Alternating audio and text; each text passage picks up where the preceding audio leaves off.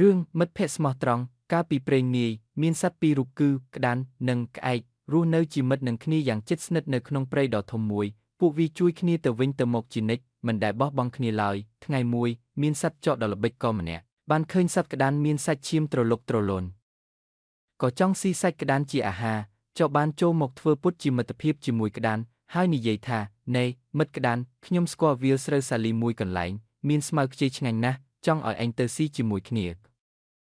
ដោយភាពស្លូតត្រង់ក្តាន់ក៏ជឿតាមចោរប៉ុន្តែក្អែកដែលជាមិត្តចាស់បានដាស់តឿនថាមិត្តអើយគុំទុកចិត្តសត្វប្លែកមុខងាយពេកប្រយ័ត្នមានគ្រោះថ្នាក់ក្តាន់មិនបានស្ដាប់តាមក្អែកឡើយក៏ដើរតាមចោរទៅវាលស្រែជាអកុសលក្តាន់ក៏បានជាប់អន្ទាក់របស់កសិករចោរឃើញដូច្នោះក៏លួចសើចម្នាក់ឯងរួចពួនក្បែរនោះរងចាំក្តាន់ស្លាប់ដើម្បីស៊ីសាច់ពេលនោះក្អែកបានហោះមកដល់ឃើញមិត្តក្នុងគ្រោះថ្នាក់ក្អែកក៏ប្រាប់ល្បិចទៅក្តាន់ថា1ធ្វើពុតជាស្លាប់ដេកឲ្យស្ងៀមបំប៉ោងពុះកុំដកដង្ហើមខ្លាំង